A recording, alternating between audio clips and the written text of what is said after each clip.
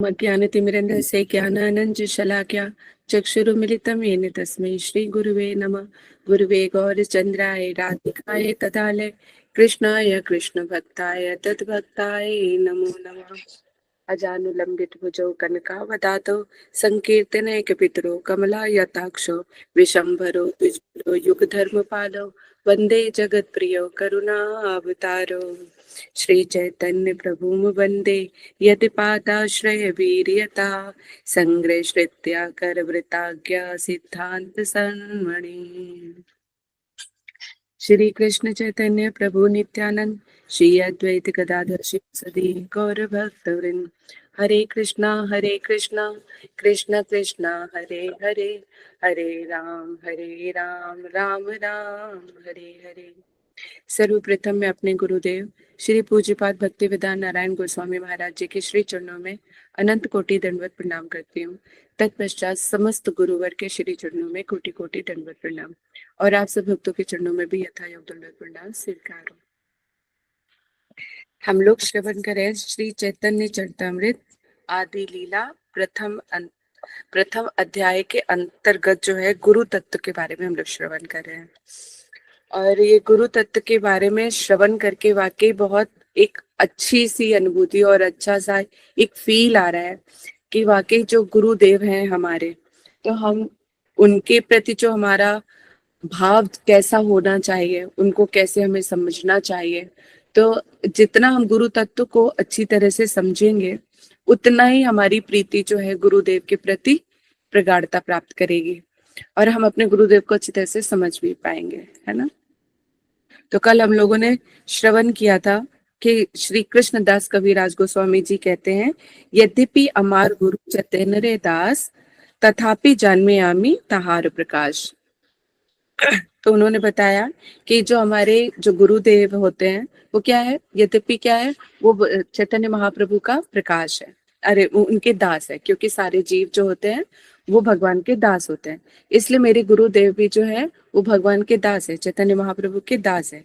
तथापि जानिए आमी तहार प्रकाश, लेकिन मैं फिर भी उनका प्रकाश के रूप में ही उनको स्वीकार करता हूँ। यहाँ पर इसलिए कि सारे शिष्यों को इसी तरह से ही अपने हृदय में भावना रखनी चाहिए कि ये कौन है हमारे गुरुदेव, कृष्ण का ही प्रकाश है। तो कृष्ण की तरह ही उनको पूरा मान सम्मान, जिस तरह से हम कृष्ण की किसी चीज की अवज्ञा नहीं कर सकते, उसी तरह से हमें गुरुदेव की भी नहीं करनी चाहिए। बाकी बहुत अच्छी डिटेल्स में जो है हमने कल श्रवण किया था, ठीक है। फिर बोला गुरु कृष्ण रूप हन शास्त्रीय प्रमाणे। अब ये बात तो बोल दी कृष्णदास कविराज गोस्वामी महाराज जी ने कि मैं अपने गुरुदेव को भगवान का ही प्रकाश मानता हूँ, है ना।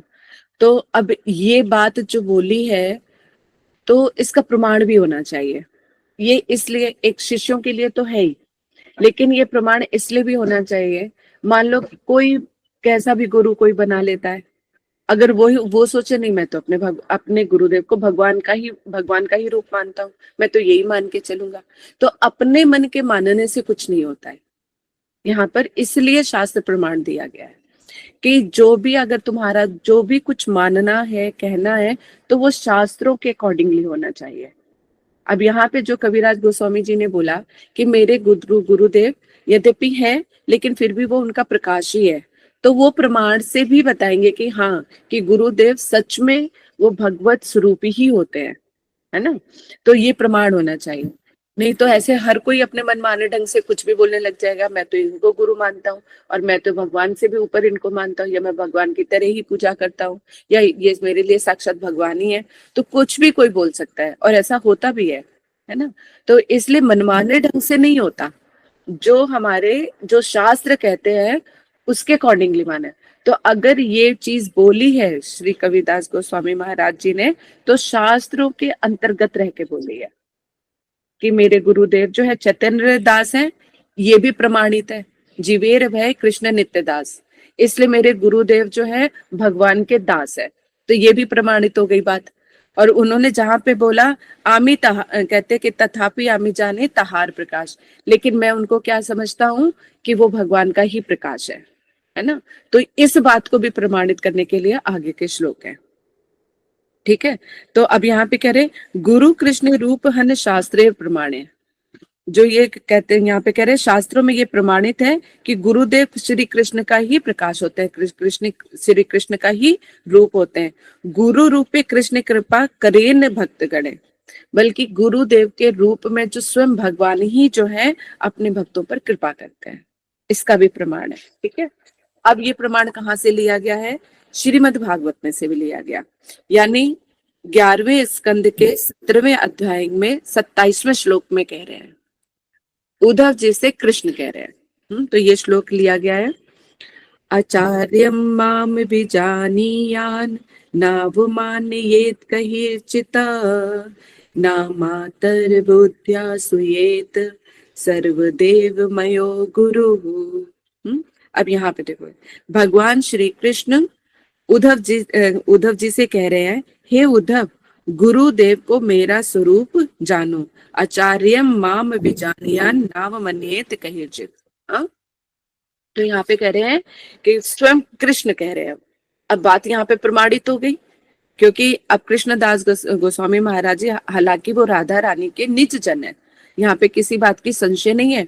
उनके शब्द भी, उनका कोई भी वाक्य, कहा हुआ वाक्य भी शास्त्र ही है हमारे लिए, माना जाए। लेकिन फिर भी जो नहीं मानते हैं चैतन्य महाप्रभु और उनके निज जनों को, जिनके ऊपर विश्वास नहीं है, या जो तार्किक लोग होते हैं, उनको प्रमाण देना, जो अपने आप को ज्यादा विद्वान समझते हैं, जो श्रीमद् भागवत या भगवत गीता या इनको ही सिर्फ मानते, मान्यता देते हैं, तो इसलिए शास्त्रों में से प्रमाण लिया है। यहाँ पे अनेक अनेक पुराणों में से प्रमाण लिया है। तो यहाँ पे क्या कह रहे हैं? कृष्ण उद्धव जी से कह रहे हैं कि उद्धव, गुरुदेव को क्या जानो तुम? गुरुदेव को मेरा ही स्वरूप जानो। गुरु में सामान्य नर बुद्धि, हाँ, कहते ना मरते बुद्ध या सुयेत। तो इसका मतलब कि तुम जो है मरते बुद्धि, गुरु में जो है सामान्य नर बुद्धि रख कर असूया अर्थात उनसे अनादर कभी नहीं करना। गुरु जो होते वो सर्वदेव में है। समझ में आई बात? तो इसमें क्या कह रहे हैं? कृष्ण कह रहे हैं कि गुरुदेव को तुम मेरा ही स्वरूप जानो, और गुरु में सामान्य नर बुद्धि रखकर जो है उनसे ईर्ष्या, उनकी या किसी बात की अवज्ञा, अनादर नहीं करना चाहिए, जो हम लोगों से ये गलती हो जाती है, क्योंकि गुरुदेव है हमारे, है ना। तो उनके अंदर जब हम रहने लग जाते हैं ना, तो साथ साथ में कहते हैं ना, गुरुदेव के भी साथ में तो उनके भी दोष नजर आने लग जाते हैं। इसलिए क्या बोला गया यहाँ पर कि उद्धव जी से कहे कि जो हमारे गुरुदेव है उनको तुम मेरा ही रूप जानो। इसका मतलब यहाँ पे कितनी बड़ी प्रमाणता है। अगर सद शिष्य है तो उसके लिए गुरुदेव गुरुदेव है, यानी वो कृष्ण का ही रूप है, साक्षात कृष्ण है। जब भी अगर वो श्रद्धा भाव भक्ति से अपने गुरुदेव के प्रति सेवा करेगा या कुछ भी जो भी पूछेगा, तो ये मान के चलना पड़ेगा कि जो भी गुरुदेव के मुख से निकल रहा है वो कौन बोल रहा है? वो कृष्ण बोल रहे हैं, क्योंकि कृष्ण आपके हृदय में चैत्य गुरु के रूप में भी बैठे हुए हैं, है ना। अगर 1% चलो मान लिया भी जाए, मैं दुविधा दूर करने के लिए एग्जाम्पल दे रही हूँ, वैष्णव पे हमें कभी भी शक नहीं करना चाहिए किसी भी चीज के लिए। लेकिन आजकल जो कलयुग है, तो कलयुग का प्रभाव दिखाई दे रहा है, तो हम लोग बहुत कुछ, हमारे दिमाग में बातें आ जाती है, बहुत कुछ सुनते भी हैं। हर एक मठ मंदिर में कहीं ना कहीं कुछ चलता रहता है। 1% के लिए अगर बोला जा रहा है कि यदि कहते कि जो हमारे परंपरा में है ना, परंपरा में जो हमारे गुरुदेव है, और वो 24 के 24 घंटे, हमारे परंपरा में तो ज्यादातर जो है सन्यासी गण ही है ना, उनका संसार से कोई लेना देना नहीं है। तो उनके 24 घंटे जो भी उनकी सेवा है ना, जो भी वो सेवा चल रही है, तो उनकी किस में चल रही है? हरि गुरु वैष्णव के अंतर्गत ही चल रही है ना। मठ मंदिर बनाने हैं, कहते कि प्रसाद करना है, तिथियों का पालन करना है, सब चीजों का कर रहे हैं, सब चीजें जो है कर रहे हैं। तो जो कुछ भी कर रहे हैं वो हरि गुरु वैष्णव के लिए कर रहे हैं। उनका लेवल बहुत ऊपर है, हम उस चीज पे जाके अपनी टीक टिप्पणी हम नहीं दे सकते। तो हमें क्या करना है? अपने चित्त को शुद्ध रखना है, हमें बोले ना। और भगवत गीता में कृष्ण के जब इस तरह के मन में विचार आए, तो कृष्ण के भी वचनों को अपने, जो भगवत गीता में उन्होंने हमें समझाया है, उसको भी हम समझ सकते हैं। अपिसु दुराचारो, है ना, तो उसको भी क्या मानो, तुम साधु ही मानो, कृष्ण ने कह दिया। इसलिए हम कहीं पर भी गलत नहीं हो सकते यदि हम सत्य शिष्य की आचरण करेंगे तो। इसलिए सामने वाले क्या है हमें उससे कोई मतलब नहीं है, हमें जो शास्त्र कह रहे हैं हमें उसके ऊपर विश्वास रखना है। उन्होंने बोला क्योंकि ये तो निश्चित है कि जिस परंपरा में है उसमें कहीं भी कोई दोष नहीं है किसी भी तरह, बल्कि जो हम तो बहुत सौभाग्यशाली है कि ऐसी परंपरा में आ गए। इस परंपरा से जुड़ जाना ही हमारे लिए सौभाग्यशाली है ना। इसलिए, और ये कृष्ण से परंपरा चली आ रही है, तो परंपरा तो सर्वश्रेष्ठ हो गई। उसके अंतर्गत जो गुरुदेव है, ये गुरु परंपरा चली आ रही, तो हम गुरु परंपरा में है, तो एक किसी गुरु के अंतर्गत नहीं, ये गुरु एक तत्व है ना। तो ये गुरु तत्व की कृपा हम पर बरस रही है। तब इसमें जो है, जो सब लाइन में लगे हैं वो अपने सरेंडर के ऊपर डिपेंड करता है कि किसका कितना सरेंडर है ना। वो किसी भी स्टेज में हो सकता है, श्रद्धा, रुचि, आसक्ति, भाव, प्रेम, ये जो स्तर है, जो जिस स्तर पर है उसी तरह का उनका सरेंडर है, उसी तरह की उनकी अनुभूति है। ठीक है, तो इसलिए कोई किसी ने भी किस भी स्तर पर है, तो कृष्ण ने भी बोला कहते कि अपि सु दुराचारो है, कितना से कितना भी दुराचारी क्यों ना हो तुम उसको साधु जानो, ये कृष्ण ने बता दिया। दूसरा शास्त्र हमें कह रहे हैं जो तुम्हारे गुरुदेव है, वो उसमें कृष्ण कह रहे हैं कि तुम गुरुदेव को मेरा रूप जानो। तो फिर भटकने वाले फिर अपने लिए टेंशन किस बात की है, बल्कि हमारे लिए तो बहुत प्लस पॉइंट है कि अपने मन में दुर्बुद्धि को अंदर घुसने ही नहीं देना। और अगर गुरुदेव, कभी ऐसा होता है कि वैष्णव या गुरुदेव जो है कुछ ऐसा दिखाई दे रहा है कि जो हमें अटपटा लग रहा है, तो अपने आप को कोसो कि ये तेरी दुर्बुद्धि है जो तुझे ऐसा दिखाई दे रहा है।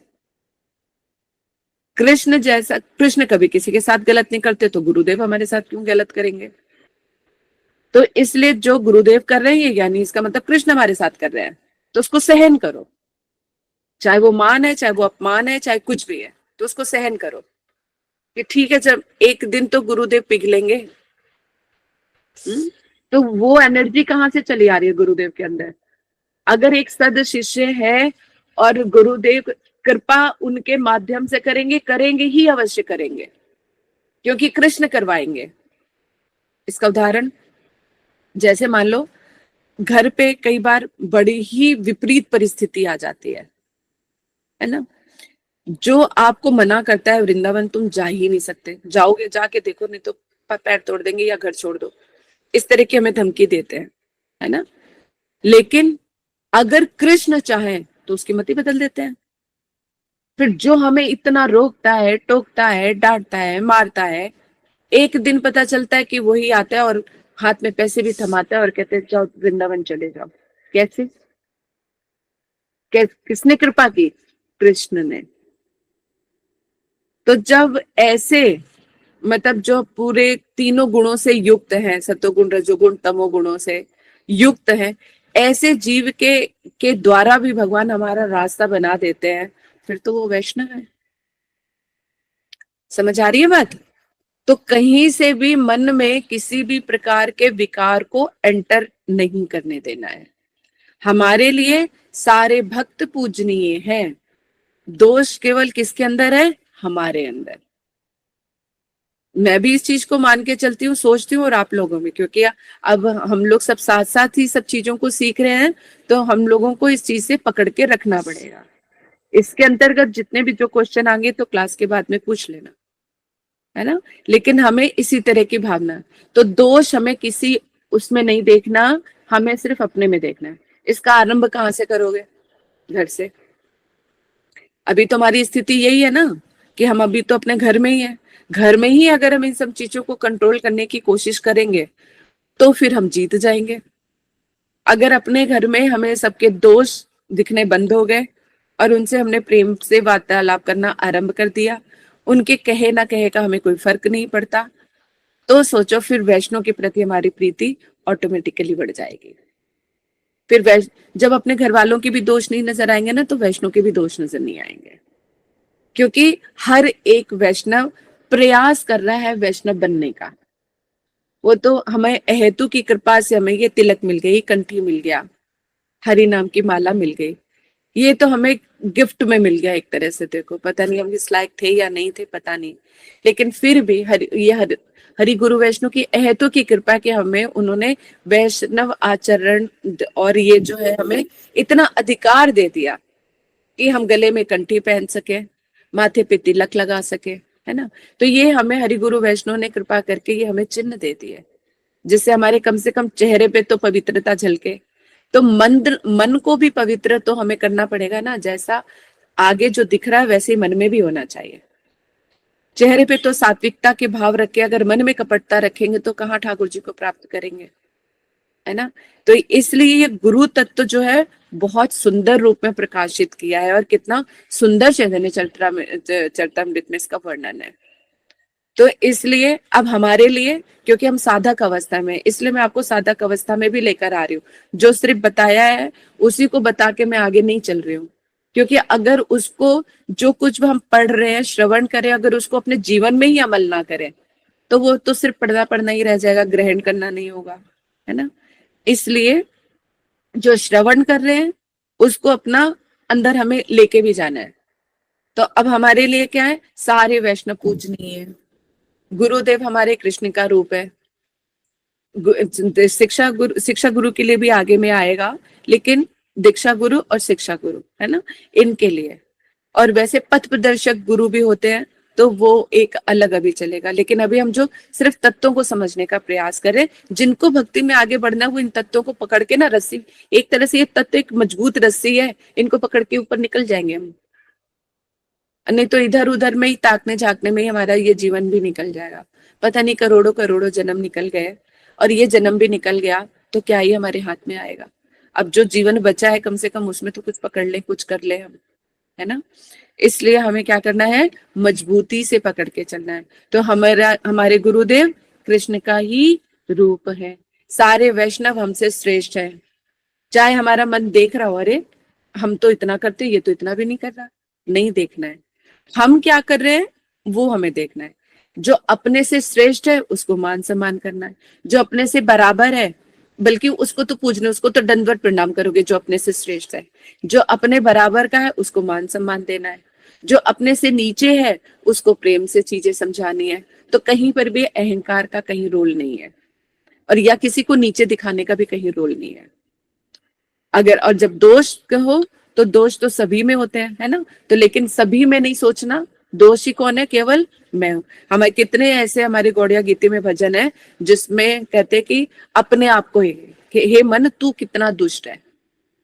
तो दोष हमें किसमें देखने, केवल दुनिया में एक ही के दोष देखने हैं, किसके, स्वयं अपने, बस। तो ये भक्ति में अगर ये तीन चीजें भी हम पकड़ ले, अभी तक जो पढ़ा है उसमें अगर ये चीज हम पकड़ लेंगे तो मजबूती आ जाएगी। ठीक है, अच्छी तरह से सब क्लियर है ना। थम्स अप दिखाओ, मुझे भी कुछ पता चले कि हाँ सब समझ में आ रहा है। ठीक है, मैं पूछ सकती हूँ, अब बताना पड़ेगा कि कहते कि गुरुदेव जो है किसके हैं, कृष्ण रूप है, वैष्णव हम सबसे श्रेष्ठ हैं। ठीक है, इस तरह से ही हमें चलना पड़ेगा, और दोष केवल हमें अपने अंदर देखना है और किसी के अंदर नहीं। तो यहाँ पर दो शास्त्र, क्योंकि शास्त्री हमारे लिए कहते हैं ना, प्यासा हो बहुत ज्यादा तो जल का काम, अमृत की बूंद का काम करते हैं। इसलिए ये हमारे लिए जो शास्त्र वचन है, ये हमारे लिए मतलब एक इतनी मजबूत डोर है कि बस इसके आगे कुछ नहीं।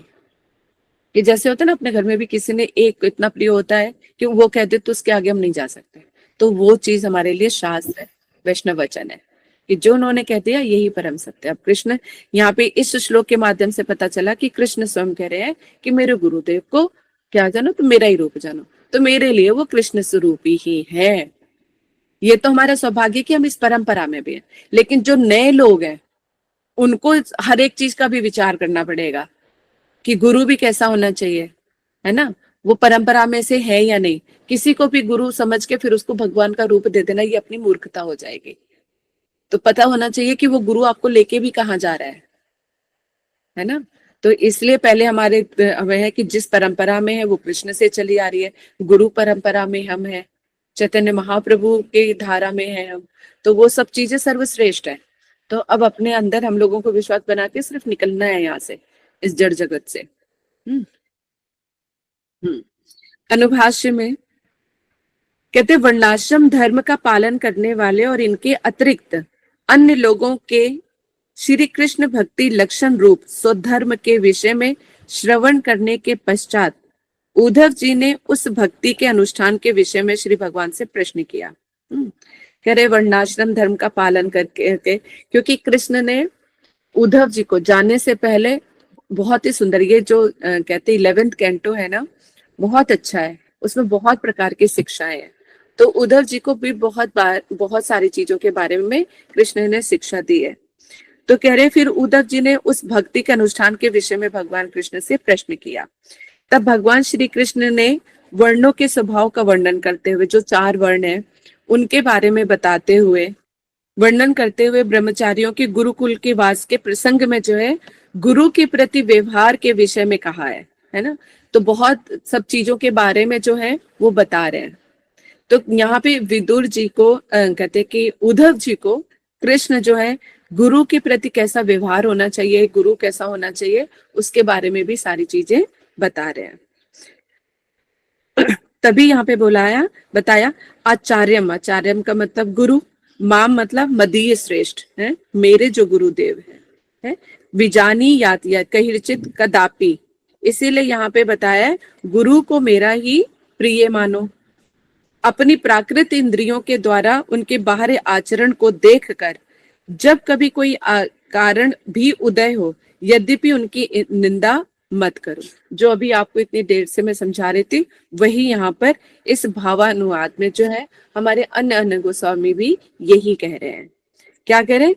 गुरु को मेरा अति प्रिय मानो। क्योंकि आप ये सोचो, मैं कृष्ण के प्रति जो मेरे गुरुदेव हैं बहुत करीब है उनसे। श्रीमद् भागवत में एक श्लोक और भी है, कहते हैं कि चिंतामणि जो है वो कहाँ तक पहुंचा सकती है हमें? स्वर्गलोक तक। कल्पतरु है जो सारे सुख जो है स्वर्ग की जितनी संपदा है वो प्रदान कर सकता है। लेकिन उसमें लिखा जो मेरे गुरुदेव हैं वो चाहे तो वैकुंठ तक प्रदान कर सकते हैं, है ना। तो गुरुदेव की इतनी महिमा है। इसलिए यहाँ पर क्या कह रहे हैं कि गुरुदेव को कृष्ण का अति प्रिय जानो। तो यानी कृष्ण अगर कभी किसी चीज के लिए मना भी कर दे, यदि गुरुदेव ने हाँ कर दिए तो वो आपको अवश्य ही प्राप्त होगी, इसमें जरा भी संशय नहीं है। मान लो गुरुदेव ने अगर कोई आशीर्वाद दिया है, तो उनका आशीर्वाद आप मान के चलो कि ये कृष्ण के द्वारा ही दिया गया आशीर्वाद है, वो अवश्य ही फलीभूत होता। इसके जो अभी हम पढ़ रहे हैं, जो हमें शास्त्र प्रमाण मिल रहे हैं, इसमें दृढ़ता यानी दृढ़ विश्वास रख के अगर हम करेंगे तो अवश्य ही हमें प्राप्त होगा, इसमें जरा भी संशय नहीं है।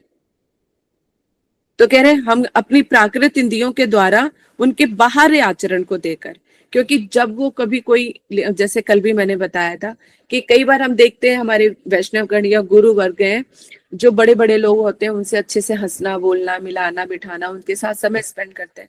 जो पुराने लोग जाते हैं और उनको क्या कहते हैं, अच्छा ठीक है सब ठीक ठाक चलो बैठो रहने दो, साइड में कर देते हैं, है ना। तो लगता है अरे भाई उनसे तो इतनी देर से बातचीत कर रहे हैं, हमसे तो कर नहीं रहे, वो इतना कुछ दे रहे हैं इसलिए ऐसा कर रहे हैं। नहीं, इसलिए क्या, हमारी तो प्राकृतिक इंद्रियां हैं। अब हमने क्या किया, उनके आचरण को देखने अपनी बुद्धि चलानी शुरू कर दी। अच्छा इनके पास तो पैसे ज्यादा हैं, इतनी अच्छी प्रणामी दे रहे हैं, तुम्हारा जिनसे इतने अच्छे से बात कर रहे हैं, मेरे पास तो कुछ था नहीं, मैंने दिया तो बस देखा और छोड़ दिया। लेकिन तो ये क्या, बाहर इंद्रियों से हमने उनके आचरण को जज किया।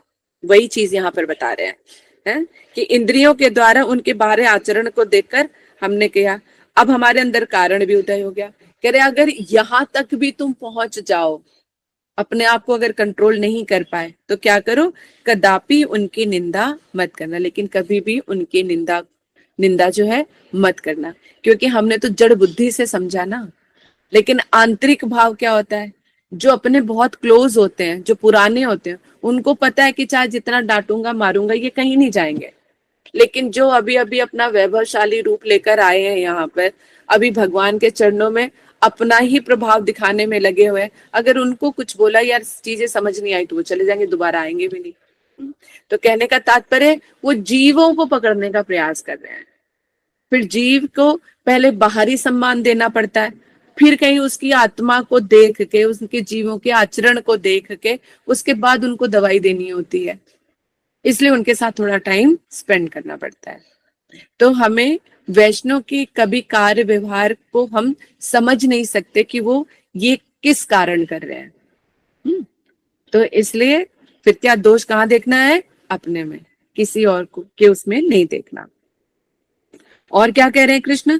क्योंकि गुरु में सभी देवताओं का वास है। अगर गुरु निंदा कर दी तो इतना बड़ा अपराध बन जाएगा कि भक्ति जहां जो कर रहे हो ना वो सब लुप्त हो जाएगी। अगर हरि गुरु वैष्णव अगर इन तीनों की निंदा हुई तो क्या होगा? सारी भक्ति लुप्त हो जाएगी।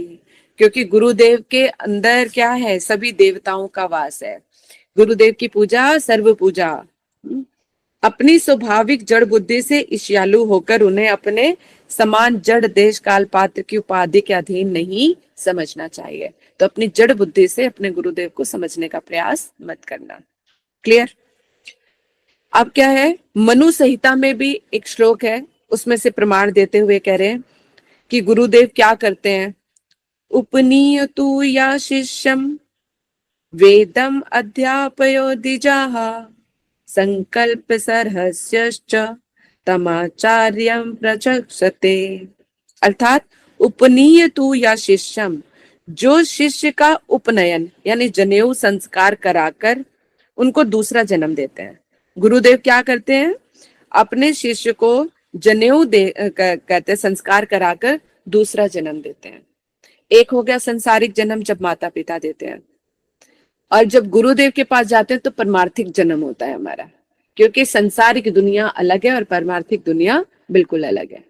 तो गुरुदेव जब हमारी नाम दीक्षा देके एक तरह से हमारा दूसरा जन्म कराते हैं और एक ऐसे संसार से लिंक करते हैं जिसके बारे में हमें कुछ पता नहीं होता है ना। तो यहाँ का संसार हम माता पिता की उंगली पकड़ के देखते हैं और परमार्थिक जगत को हम गुरुदेव की उंगली पकड़ के देखते हैं। जैसे अपने माँ बाप पे भरोसा करते हैं, जब बच्चा पैदा होता है पालने में उसको पता होता है कि दुनिया में क्या हो रहा है क्या नहीं हो रहा है, कहाँ पे क्या है क्या चीज नहीं है। तो पहले प्रथम माता पिता जो कहते हैं कि जो हमारे शिक्षक गुरु होते कौन होते हैं? गुरु हमारे माता पिता होते हैं। माता पिता के ऊपर विश्वास जो माता पिता कहते हैं, बच्चा उन शब्दों पे विश्वास करते करते करते एक दिन पूरी दुनिया को जान जाता है ना। क्योंकि उसके माँ बाप जो है पूरी दुनिया में चलने में, संभलने में, कैसे चलना है, क्या करना है और कहाँ तक पहुंचना है, उसमें एक हेल्प करते रहते हैं। नहीं तो एक छोटे से शिशु को क्या पता कि क्या है क्या नहीं है। इसी तरह से जब परमार्थिक जगत में हम गुरुदेव की उंगली पकड़ते हैं तो उनकी उंगली पकड़ के चलते हैं। अब गुरुदेव हमें बताते हैं, हम गुरुदेव से पूछे ये क्या है, ये क्या है, ये क्या है, तो गुरुदेव बताते रहते हैं ये है, ये है, ये है। तो हम उन पर विश्वास करते रहते हैं। तो अगर गुरुदेव पे ही इतनी मतलब दृढ़ता आ जाए तो शास्त्रों की जरूरत ना पड़े। पर हमारी बुद्धि तो ऐसी है नहीं ना, तर्क वितर्क भी करने लग जाते हैं। जैसे आगे चल के बच्चे अपने माँ बाप से झड़क पड़ते हैं और उनको कहते हैं अरे अब तो आपको क्या पता, आप तो पुराने जमाने के हो गए। जिन्होंने पूरी जिंदगी निकाल दी अब वो हम किसी काम के नहीं रह गए, नई जनरेशन है, नया सारा सब कुछ है ना। तो उनको लगता है कि वो हमसे ज्यादा समझदार है। तो चलो इसी तरह से भक्ति में भी आ जाता है। जब हम ज्यादा ही थोड़े शास्त्रों का इधर से सुन लिया उधर से सुन लिया, ये सब चीजें कर ली, तो फिर लगता है हमारे गुरुदेव को भी क्या पता है जो हमें पता है, ऐसा विमान भी आ जाता है। तो यही चीजें वहां पर भी हमें देखने को मिलती हैं। लेकिन जितना माँ बाप पे विश्वास करके बच्चा एक तरक्की प्राप्त कर सकता है, उसी तरह से एक सद शिष्य भी अपने गुरुदेव के चरणों में आश्रित रह के वो ठाकुर भगवान तक को भी प्राप्त कर सकता है। क्लियर? तो यहाँ पे कह रहे हैं कि जो है वो गुरुदेव क्या करते हैं, शिष्य का जनेऊ संस्कार कराकर उसने दूसरा जन्म देते हैं और उसे क्या करें, वेदम अध्याप्यते द्विजा, और उनको वेद की शिक्षा देते हैं, शास्त्रों को उनको पढ़ाते हैं। संकल्पम सरहस्या तमाचार्यम प्रचते, उस व्यवहारिक तथा गूढ़ रहस्य परक शिक्षा प्रदाता को आचार्य कहा जाता है। आचार्य मतलब गुरु कहा जाता है, जो वेद और शास्त्रों को अच्छी तरह से बताते हैं। जो उनके मर्म को समझाते हैं, है ना। तो जैसे हमारे घर वाले, कभी कोई गलती हो जाती, किसी ने कुछ कह दिया, तो हम क्या बोलते हैं कि उसने तो हमें ऐसे बोल दिया। फिर माँ बाप समझाए, अरे नहीं, उसने ऐसा बोला है तो इसलिए बोला होगा।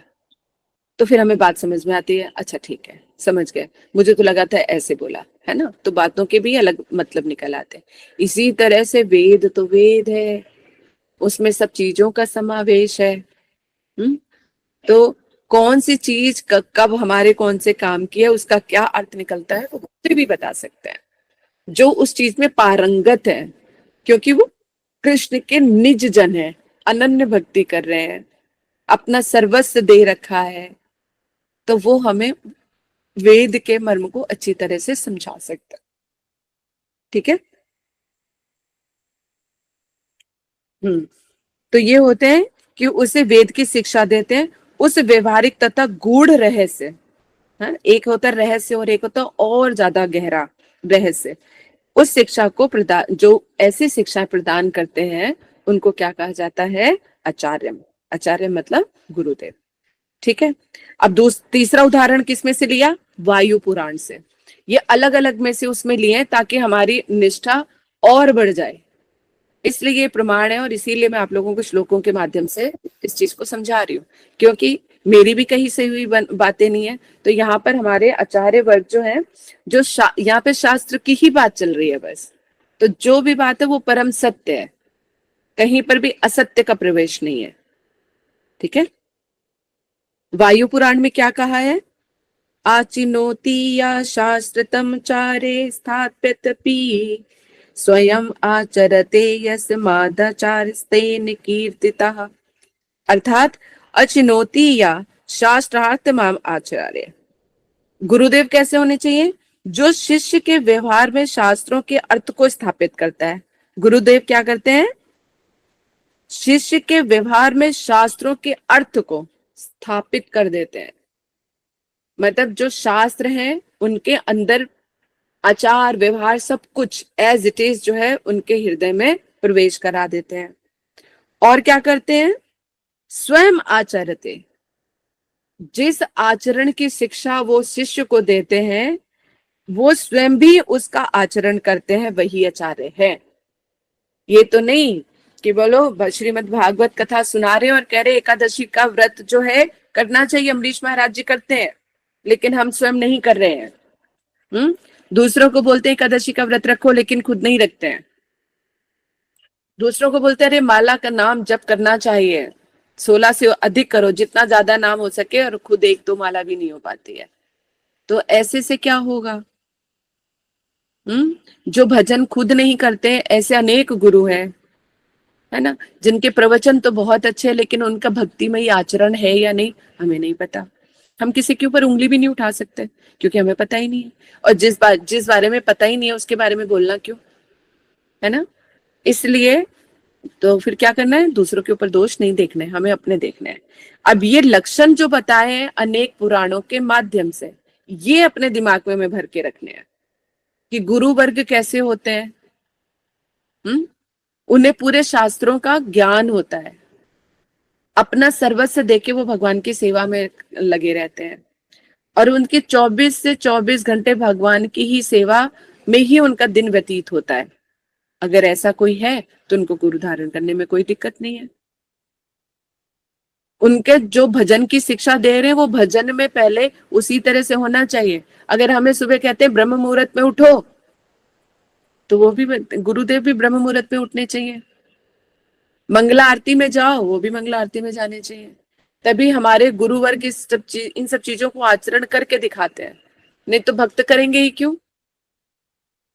जब हमारे यहाँ भी मंगला आरती होती है 4 4:15 बजे, तो हमारे सारे गुरुवर्ग भी वहां पे पहुंचे होते हैं।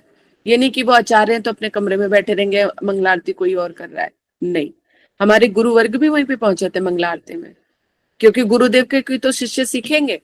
पता चला गुरुदेव कमरे में विश्राम कर रहे हैं, सो रहे हैं, तो शिष्य कहेंगे चलो जब गुरुदेव सो सकते हैं तो थोड़ी देर हम और सो सकते हैं। और मतलब पूज्यपाद भक्तिवेदांत नारायण गोस्वामी महाराज जी जो मेरे गुरुदेव, बहुत स्ट्रिक्ट थे वो तो। जो मंगलाचरण में नहीं जाते थे, कथा में नहीं जाते थे, कीर्तन में नहीं बैठते थे, उनके तो बहुत अच्छी क्लास लिया करते थे। तभी तो हमारे आज भी वैष्णवगण कहते हैं कि गुरुदेव के हम लोग थप्पड़ खा के मजबूत, मतलब इतने मजबूत हुए भगत भक्ति में कि अब वो टस से मस नहीं हो पाते हैं। तो आज वे सारे इतने जो खिले हुए फूल दिखाई दे रहे हैं, वो गुरुदेव के कारण दिखाई दे रहे हैं, क्योंकि गुरुदेव ने इतना उनको शक्ति, जहां पे शक्ति से, जहां प्रेम से, हर तरह से उनका पालन पोषण किया है। रेगुलर क्लासेस होना, पढ़ना, उनसे पूछना, सब कुछ करना। मैं तो खैर इतना संग नहीं ले पाई, पर गुरुदेव ने जाते, कहते ना, संध्या पूरा दिन निकल गया, अंतिम संध्या रात का जो पहला पहर था वही मेरे हाथ में आया। और बाकी सब कुछ निकल गया था, लेकिन दिन निकल गई, शाम निकल गई, लेकिन मतलब पूरी रात आती उससे पहले गुरुदेव ने हाथ पकड़ के मुझे खींच लिया, नहीं तो मैं भी ऐसे ही रह जाती। हेतु की कृपा कर दी गुरुदेव ने, तो जीवन सफल हो गया। मनुष्य जन्म किस लिए मिला, इस चीज का आभास हो गया। भगवान को भी प्राप्त, भगवान से तो लेना जानते थे, भगवान को प्राप्त करना नहीं जानते थे। तो भगवान से ले लेके तो अपना भर लिया संसार, लेकिन भगवान के पास भी जाया जा सकता है, उनसे भी प्रेम किया जा सकता है, उनके साथ भी आत्म व्यवहार किया जा सकता है। जो ये प्रेम रस लीला जो है, जो भगवान के प्रेम से जिन्होंने अवगत कराया, वो सतगुरु है। और प्रेम का इतना सुंदर स्वरूप है, ये अभी जाना। इसलिए भगवान के प्रेम को जानकर ही इस संसार की सुंदरता का अनुभव किया जा सकता है। ये संसार बहुत सुंदर है, सभी जीव बहुत सुंदर है, लेकिन उस सुंदरता का अनुभव तभी करोगे जब भगवान की सुंदरता का अनुभव हो जाएगा। तो ये बहुत अहेतु की कृपा है जो हम पर बरस हुई। इसलिए आचार्य कैसा होता है, जो शास्त्र के अर्थ को शिष्य के अंदर स्थापित कर दे। और ये सामर्थ्य किसके अंदर होगा, क्योंकि शास्त्र मतलब साक्षात भगवान का ही स्वरूप है। तो वो गुरुदेव ऐसा, ऐसे किसी अरे गहरे गुरुदेव के पास ये सामर्थ्य नहीं हो सकता कि वो शास्त्रों के अर्थ को शिष्य के अंदर स्थापित कर दे। कोई भगवान का प्रिय जन ही हो सकता है जो भगवान की वाणी को किसी शिष्य के अंदर स्थापित कर दे और स्वयं उसका आचरण करे। और जो स्वयं आचरण करता होगा वही दूसरों के हृदय में शास्त्र की वाणी को स्थापित कर सकता है, नहीं तो कोई नहीं कर सकता। क्लियर? तो ये बताए हमने, पहले श्रीमद् भागवत में से श्रवण किया, फिर मनु संहिता में से लिया श्लोक, फिर वायु पुराण में से लिया। तो ये गुरु तत्व जो है बहुत विशेष है। अगर गुरु तत्व हमें समझ में आ गया तो हमारी नींव पक्की हो गई। फिर उसके ऊपर जो भी गिरेगा ना, जमता चला जाएगा मजबूती से, है ना। कहा श्री भगवान ही आचार्य रूप में शिष्यों के निकट प्रकाशित होते हैं। श्री भगवान ही गुरुदेव के रूप में अपने शिष्यों के निकट जो है प्रकाशित होते हैं। तो अब जब गुरुदेव से मिलो ना, तो अपने अंतर मन में विचार करते रहना, हाँ, कि जो ये गुरुदेव जो मेरे सामने दिख रहे हैं पंच भौतिक शरीर में, बूढ़े हैं या यंग है या जैसे भी है, ये क्या है, गुरुदेव का, कृष्ण का ये प्रकाश है। क्योंकि हमने भगवान को तो देखा नहीं, लेकिन गुरुदेव को हम दर्शन कर रहे हैं उनका, और ये उन्हीं का प्रकाश है। तो अगर भगवान चाहे और सद शिष्य की इच्छा हो, तो गुरुदेव से भी वो भगवान का लाभ उठा, लाभ का मतलब भगवान का अनुभव कर सकते हैं, क्योंकि ये सब हृदय की बात है, सब हृदय की बात है। इसलिए कहीं पर भी कोई संशय नहीं रख सकते, क्योंकि भगवान ने खुद ही बोला कि जड़ बुद्धि से मत देखो। तो हमें क्या जरूरत पड़ी है देखने की? जैसे भी गुरुदेव है, कृष्ण का रूप है। इस परंपरा के अंतर्गत की बात कर रही हूं मैं, बाकियों की नहीं। इसलिए आचार्य के आचरण में हरि सेवा के अतिरिक्त दूसरा कोई कार्य नहीं है। आचार्य कौन होता है? जो गुरुदेव क्या होते हैं, उनके आचरण में हरि सेवा के अतिरिक्त कुछ नहीं होना। अगर कोई ऐसे गुरुदेव हैं जो सिवाय भगवान की सेवा के अतिरिक्त उनका ध्यान कहीं और नहीं रहता, और कुछ नहीं है उनके मन में कामना, तो ही वो आचार्य कहलाने लायक हैं। लेकिन पता चला थोड़ी देर दिया बत्ती जलाई, फिर राजनीति में चले गए, इधर उधर देख रहे हैं, पॉलिटिक्स खेल रहे हैं, वो सब कर रहे हैं, ये सब चीजें नहीं। इस तरह के और भी कहीं जगह, बहुत सारी जगह मिल सकते हैं, लेकिन हमारी परंपरागत के अनुगत जो है, तो वहां पर तो हमें ऐसी ही बुद्धि लेके चलना पड़ेगा जैसे अभी हम श्रवण कर रहे हैं, क्योंकि परंपरा सर्वश्रेष्ठ है, गुरु परंपरा सर्वश्रेष्ठ है। तो हमें सद शिष्य बनने की आवश्यकता है बस। दूसरे कौन है, वो अपनी रिस्पॉन्सिबिलिटी खुद निभाएंगे। एक ब्रह्मचारी की ड्यूटी वो ब्रह्मचारी देखेगा, एक सन्यासी की ड्यूटी वो सन्यासी देखेगा। हम तो साधक हैं, हम शिष्य हैं, तो हमें शिष्य के सारे चीजों को देखना है। हम जो खुद हैं हमें वो देखना है। सब अपनी अपनी अपनी जिम्मेदारी उठाएंगे। हम किसी की जिम्मेदारी में हम क्यों बीच में करेंगे? उनकी कमियां, हम कौन होते कमियां निकालने वाले? हम कौन होते उनको गुण बताने वाले? हम जैसे, हमें अपने आप को ठीक रखना है। ठीक है, इसलिए पर दोष नहीं, पर निंदा नहीं, ये सब हमें अब घर से ही आरंभ करना पड़ेगा। ये नहीं कि वैष्णव के उसमें जाके देखोगे, आपको अपने आसपास बहुत मिल जाएंगे। पति है, पत्नी है, बहन है, बहनोई है, सखी है, सहेलियां है, सब है। सब में इस तरह से विचार करके चलो, फिर खुद ही पता चल जाएगा कि हम भक्ति के कितने पानी में है। हमारी गलतफहमी सारी दूर हो जाएगी। ठीक, तो यहाँ पे कह रहे हैं हरि सेवा के एक आचार्य जो होते हैं उनके आचरण में हरि सेवा के अतिरिक्त कोई दूसरा कार्य नहीं होता। वे साक्षात आश्रय विग्रह हैं। ऐसे जो निज जन होते हैं भगवान के, वो आश्रय का मतलब यहाँ पे वो भगवान की सेवा में ही नियुक्त रहते हैं, जो सेवा करते हैं। भगवान सेव्य है और जीव जो है सेवक है, तो जो सेवक होते हैं उनको आश्रय जाति कहते हैं। ठीक है, यदि कोई हरि सेवा विमुख होकर अपने को आचार्य होने का अभिमान करता है, जो भगवान की सेवा नहीं करता और कहता है कि मैं आचार्य हूं, मैं गुरुदेव हूं, सब आओ मेरे पास, तो क्या, तो उसके इस सुदुराचारों को कोई भी सदाचार के रूप में ग्रहण नहीं करता है। तो ऐसे को कभी भी गुरुदेव के रूप में स्वीकार मत करो।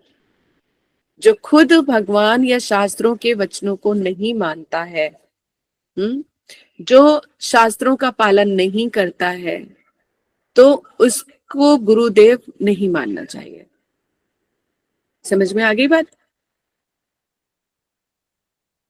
बड़ी गहराई से चिंतन करने का विषय। जब हरि नाम करोगे ना, तो सोचना कि कथा में क्या क्या श्रवण किया था, और ठाकुर जी से प्रार्थना करना, कृष्णदास गोस्वामी जी से प्रार्थना करना, ग्रंथ भागवत से प्रार्थना करना, और गुरुदेव से प्रार्थना करना कि हे गुरुदेव, जो कुछ भी श्रवण किया है उसका सही सही अर्थ जो ना हृदय में स्फुरित होता रहे, ब्लिंक तो होता रहे, है ना, ताकि हम उस चीज को अच्छे तरह से समझ पाए। आचार्य का अनन्य एकांतिक भजन ही उनकी भगवत प्रकाश होने का परिचय है। अब वो भगवान का प्रकाश है या नहीं कैसे पता चले, उसके लिए भी बता दिया। आचार्य का अनन्य एकांतिक भजन, अनन्य भक्ति ही, जिसके अंदर अनन्य भक्ति है वही भगवान का प्रकाश होने का अधिकार रखता है, नहीं तो और कोई नहीं। ये गुरुदेव के सारे लक्षण बताए जा रहे हैं कि कहीं पर भी मनमाने ढंग से किसी को भी गुरु ना बना लो। क्या बताया? एक तो 24 के 24 घंटे भगवान की सेवा में नियुक्त होने चाहिए। दूसरे, सारे शास्त्रों के जो नियम है वो खुद अपने आचरण में लेकर आते हो। तीसरा, कि उनके वो अनन्य भक्त होने चाहिए, किसी एक की ही भक्ति में रहेंगे, वो भगवान की भक्ति में से। ईश्वर परम कृष्णा सच्चिदानंद विग्रह अनादि राधि गोविंद सर्वकारम सर्व। और उसे एते चांच कला पुंसा कृष्णस्तु भगवान स्वयं। अंश या कला अवतार हैं जो भगवान के, उनमें यानी भगवान के अवतारों में से या फिर स्वयं कृष्ण के, भगवान के भक्त होने चाहिए। देवी देवताओं के उपासकों को अनन्य भक्ति नहीं कहा जाएगा। अगर वो अनन्य भक्ति देवी देवताओं में से करेंगे तो बहुत जल्दी राधा कृष्ण के पास पहुंच जाएंगे। उनकी मंजिल फिर वही है। देवी देवताओं की अनन्य भक्ति करने का मतलब भगवत प्राप्ति है। फिर वो अवश्य ही भगवान को प्राप्त कर लेंगे, यानी वो कृष्ण या राम जी के पास ऑटोमेटिकली पहुंच जाएंगे अपने आप। तो हमारी देवी देवताओं की अनन्य भक्ति कहाँ लेके जाएगी? भगवान के पास। और भगवान की अनन्य भक्ति कहाँ लेकर जाएगी? उनके धाम। समझ में आ रही है? इसलिए भक्ति करने से पहले पता होना चाहिए। टिकट लेते हो कहीं की तो पता होता है ना कि कहाँ की टिकट ले रहे हो।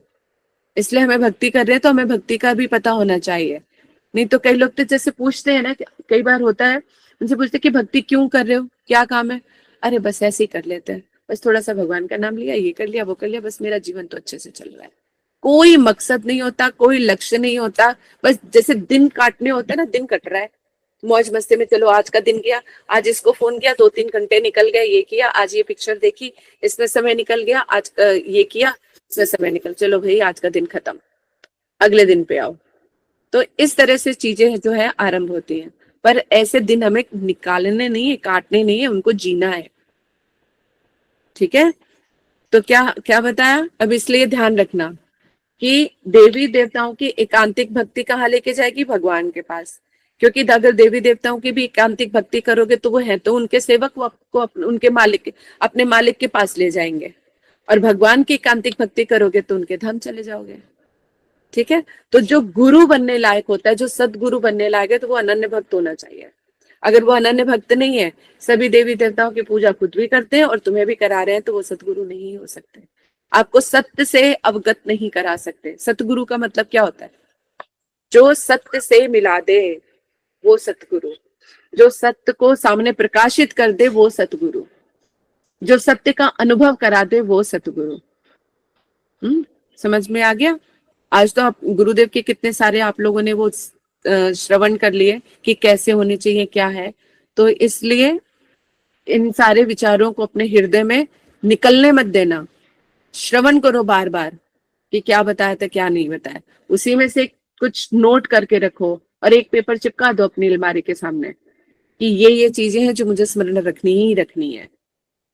इससे हमारे अंदर अहंकार भाव नहीं आ पाएगा, हरि गुरु वैष्णव की सेवा हो पाएगी, है ना? इसलिए भोगों से अब क्या है? आचार्य कैसे होने चाहिए? अनन्य भक्त होने चाहिए। और भोगों से असंतुष्ट होकर इंद्रिय सुख परायण लोग आचार्य के शुष्ट दोष रहित आचरण से भी ईर्ष्या करते हैं। भोगों से असंतुष्ट, जिनको भोग की इतनी ज्यादा लालसा रहती है, इंद्रिय सुख परायण, जो सोचते हैं मुझे सुख मिले, ऐसे लोग, अगर ऐसे लोग जब गुरु को देखते हैं ना, जो सतगुरु होता है, उससे ईर्ष्या कर बैठते हैं। क्योंकि उनकी बुद्धि कैसी होती है? तो कहते हैं अवगुणों से युक्त है, तीनों गुणों से युक्त है ना? दोष देखने की वो है। और जो खुद का सुख चाहता है, दूसरे को मान सम्मान मिले, कहाँ सहन होता है? अरे जो भक्ति में जा रहे होते हैं उनसे भी मान सम्मान नहीं सहन होता। वो जो मान सम्मान से जिनको दूर रहना चाहिए, क्योंकि ये मान रूपी सरपणी जो है ना, सर पे चढ़ के नाचती है। जरा सा कुछ भक्ति में आगे बढ़ो या कुछ बोलो तो कहते भाई हमें मान सम्मान मिलना चाहिए। ये मान सम्मान की चाहत ही भक्ति को खोखला कर देती, दीमक है ये। और हमारे तो गुरु कहते हैं ये सरपणी है, कब फन उठा लेगी पता भी नहीं चलता, हमारा सत्यानाश कर देती है, लेकिन हमें इस चीज का एहसास नहीं होता। इसलिए इससे दूर रहना चाहिए। इसलिए अच्छा भैया दीनहीन होकर रहो। चाहे कितने बड़े भी आचार्य बन जाते हैं, लेकिन फिर भी थोड़ा छोटा से छोटे काम करने में भी उनको किसी प्रकार की झिझक नहीं होती। ऐसे हमने देखा अपने पूज्यपाद तीर्थ महाराज जी को, है ना? परिक्रमा में ले जाने के लिए नहा धो के तैयार होके दंड हाथ में लेके जा रहे थे। देखा कि जो भक्त बंगाली जो भक्त लोग हैं, उनका जो टॉयलेट वगैरह का जो है वो सीवर भर गया था और वो कोई नहा धो के तैयार नहीं हो पा रहे थे, वो परिक्रमा में लेट हो रहे। उन्होंने अपने सारे कपड़े अपड़े उतारे, एक टॉवल लपेटा, डंडा लिया और खुद साफ करने चल गए। उन्होंने किसी शिष्य को नहीं बुलाया, किसी जमादार को नहीं बुलाया, किसी और को नहीं बुलाया, खुद ही कर लिया। ऐसी दीनता जब हम सुनते हैं ना, तो सर पानी पानी हो जाते हैं हम, कि वो इतने बड़े आचार्य होकर भी, सतगुरु होकर भी इतना दुनिया में उनका प्रचार, इतना नाम, बंगाली उनके चरण पड़ते हैं, और वो खुद ऐसी सेवा करे, इतनी निकृष्ट सेवा कर रहे थे वो। मतलब कोई हम में से कोई हिम्मत नहीं कर पाएगा जिस तरह से उन्होंने वो सेवा कर दी। नाली खोलने में ही हमें अपने घर की में साफ करने में कितना वो लगता है, और वहां पे बंगालियों के बीच में उतना बड़ा काम किया उन्होंने। जब हम ऐसे ऐसे गुरु वर्ग के बारे में सुनते हैं तो नतमस्तक होते हैं कि इतनी दीनता, इतना होना चाहिए कि औहदा चाहे कितना भी बड़ा हो जाए, लेकिन अपने जमीन को नहीं छोड़ना चाहिए। तो जब जो सेवा हाथ में आए, एक सेवक के लिए सेवा सेवा ही होती है, छोटी या बड़ी नहीं होती। जब सेवा करनी होती है तो व्यास गद्दी में भी बैठ गए हैं, नहीं तो फिर कहते कि जूतों की भी सेवा उठा के कर ली, जूठे पत्थर उठा के भी कर ली, तो वो सेवक है। सेवक सेवा का जो भी रूप दे दे, लेकिन सेवक के लिए सेवा सेवा ही रहती है, छोटी बड़ी नहीं होती है। एक तो ये वाला उदाहरण दिया। दूसरा एक उदाहरण, राधा रानी की जो कहते हैं कि राधा रानी के एक मंजरी जो चरण दबा रही थी, तो बड़ा चरण दबाते हुए उस मंजरी को बड़ा सुख हो रहा है। राधा रानी को देख रहे, राधा रानी का चेहरा मुस्कुरा रहा है और वो चरण सेवा कर रही है, तो राधा रानी के सुख तो देख के उसको बड़ा सुख आ रहा है। अब एक जो सखी है वो खड़ी होके देख रही थी, और उसके मन में लालसा आई कि काश मैं भी जो चरण ये सेवा दबा कह रहे कि जो चरण सेवा मुझे मिल जाती तो कितना सुख होता, मैं राधा रानी को थोड़ा सा सुख प्रदान कर पाती। अब रूप मंजरी जी खड़ी देख रही थी, रूप मंजरी जो राधा रानी की और प्रिय सखी है, तो उन्होंने क्या किया, रूप मंजरी आई और रूप मंजरी ने जो चरण दबा रही थी सखी को, उसको बोला कि तू इधर आ जा। वो उठ के आ गई, और जो खड़ी हुई सोच रही थी कि मैं राधा रानी की सेवा करूं, उनको सेवा में नियुक्त कर दिया। और जो चरण सेवा कर रही थी, जो इतना सुख का अनुभव कर रही थी, उसको बोला कि जाओ तुम दूर दूर से जाके वो फूल जो चुन के लेकर आओ, राधा रानी के लिए माला बनानी है। वो फूलों को लेने के लिए वन में चली गई। अब हमारे जैसे के साथ ऐसा होता तो, इसका भी उदाहरण दूंगी, पहले ये वाला सुन लो। तो जब वो चली गई, तो उसके बाद अब वहां पर जो सखी चरण दबाने का सुख आनंद ले रही थी, राधा रानी का इतना प्रिय, कौन राधा रानी के चरण छोड़ना चाहता है, पर उन्होंने खुशी खुशी छोड़ दिए। रूप मंजरी ने कहा कि अब तुम फूल लेने चले जाओ। हमारे जैसे होते तो सोचते, बताओ है? कि इतनी अच्छी सेवा में मैं नियुक्त थी और मुझे उठा के कहाँ भेज दिया कि जाओ। है? जैसे हमारे वैष्णव आए हुए, वैष्णव के साथ बैठ के हम चरण सेवा कर रहे हो या उनको खिला पिला रहे हो, इतने में किसी और सखी ने आके बोला, अरे मैं महाराज जी को देख लेती हूँ, तू जाके ना कहते कि एक कुछ और बना के ले आ रहा अपने घर से, या मतलब कोई सामान लेने के लिए भेज दिया कि चलो तुम फ्रूट मार्केट से जाके ले आओ। तो हमारा तो बड़ा खुंदक आ जा, अरे तुम किसी और से मंगा लेते, मैं गुरुदेव के बैठ के सेवा कर रही थी, इस तरह का भाव आता। पर नहीं, एक सेवक कैसा होता है कि जो चरण सेवा कर रही थी राधा रानी की, वो भी सेवा थी, और जो वो फूल लेने के लिए वन में गई है, वो भी सेवा है। तो जितने प्रीति पूर्वक वो चरण दबा रही थी, उतनी ही प्रीति पूर्वक से वो फूल लेने भी गई। ये फर्क है वहां के उसमें और हमारे इसमें। यानी एक सेवक का क्या कर्तव्य है कि अगर वो गुरुदेव के पास बैठकर या वैष्णव के पास बैठकर भी अगर यदि कोई बहुत ही उनके कहते कि जो बहुत तो उनके बहुत पास में है, तो उनकी सेवा कर रहे हैं, और वही अगर उनके फल लेने के लिए अगर दूर भी जाना पड़े, उनके लिए दूध भी लेने जाना पड़े, तो उसको छोड़ के वहां पे गए, तो वो भी किसके लिए, वो गुरु सेवा के लिए है, वैष्णव सेवा के लिए, तो वो भी हमें उतनी ही प्रीति पूर्वक करना चाहिए। इसी तरह से श्रीमद् भागवत, भजन संध्या, जो कुछ भी होता है, तो क्योंकि अभी हम साधक हैं, तो जहां पर है वहीं पर ही तो ढूंढेंगे ये सब चीजें, जो हमें शास्त्रों में जो चीज मिल रही है। तो अभी हम इस लायक तो नहीं है कि भगवान की लीला में पहुंच जाए, तो हम तब तक जाके इन समझेंगे। अब उस भाव को समझें तो वो भाव हमें यहाँ पे अप्लाई करना पड़ेगा जहां पर हम हैं। इसी तरह से भगवान से प्रेम है तो हमें उनकी सेवाओं से जुड़ना पड़ता है। जैसे कल मैंने कहा था, कल की जो है भजन संध्या, क्योंकि ये भगवान के लिए रखी गई, ठाकुर जी के लिए रखी गई, ठीक है। आप सब लोगों से विनती भी की गई, लेकिन कल की जो है भजन संध्या बहुत अच्छी रही, और भक्तों की कृपा से, सब एक दूसरे के सहयोग से बहुत अच्छी तरह से सब कुछ हो भी गया, किसी के ऊपर कोई बर्डन नहीं आया। अब जैसे आप लोगों से रिक्वेस्ट, क्योंकि हम श्रवण कर रहे हैं, तो अब जब हम जिसके प्रति भी श्रवण करते हैं या करते हैं तो हमारा उनके प्रति कर्तव्य बन जाता है। किसी एक को लेके तो चले जिसके वचन हमारे लिए सर्वस्व बने, आरंभ कहीं से तो करना पड़ेगा, तो दूसरी जगह का तो हमें पता नहीं। इसलिए मैं अब चाहे जितने भी गूढ़ से गूढ़ बातें क्यों ना हो, मैं आप लोगों के साथ शेयर कर लेती हूँ। शेयर इसलिए करती हूँ क्योंकि आप लोगों के साथ एक आत्मीयता का संबंध बन गया है। कईयों को शक्ल देखी है, नहीं देखी, जैसे हम अभी भी हम यहाँ पे 30-32 लोग हैं, लेकिन कभी कभी 40 तक भी आ जाते हैं। तो हमारा एक संबंध एक दूसरे से इसी तरह से बना हुआ है, फेस टू फेस नहीं बना हुआ। लेकिन शास्त्रों में उतरने के लिए, उन आचरण धारण करने के लिए, वो एक वचन को तो हम लेके चलेंगे। इसलिए आप लोगों से रिक्वेस्ट, जब आप लोगों के पास मेरा कोई मैसेज आता है, चाहे वो भागवत कथा के लिए हो, चाहे भजन संध्या के लिए हो, या कुछ भी हो, ये सिर्फ आप लोगों को एक रास्ता दिखाने के लिए है, नहीं तो काम तो सभी के हो जाते हैं, है ना। तो अगर आप लोगों से विनती की गई है कि श्रीमद् भागवत में या भजन संध्या में या किसी वैष्णव सेवा के लिए जो जो मैं सेवाएं करती हूँ उनमें आप लोगों को इन्वॉल्व कर लेती हूँ, तो चाहे आप उसमें 1 रुपया ही क्यों ना दो, पर दो अवश्य। इसलिए मैंने बोला था कि कल, अगर मैं कल बोलती तो शायद आप लोगों के दिमाग में आता और आप कल कर भी देते, लेकिन आज मैं उसको और क्लियर करके बोल सकती हूँ कि ये प्रोग्राम हो चुका है। आगे के लिए आपको समझना पड़ेगा चीज।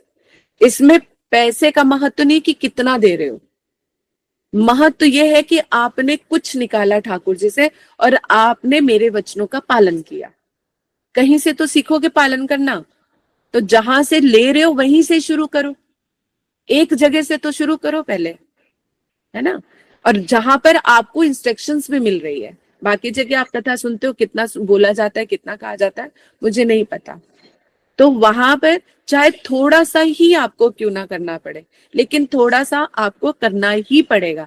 वचनों को धारण करोगे तभी आप ये भी ग्रहण कर पाओगे, क्योंकि चाहे दूर दूर की सेवाएं होती है या कहीं पे, मतलब आप लोगों की सेवा आपको यकीन नहीं होगा, मतलब नवदीप तक भी पहुंचती है, नवदीप की परिक्रमा में पहुंचती है, श्री वासांगन मंदिर में पहुंचती है। वहां पे उनकी छत बनी, मतलब बननी थी।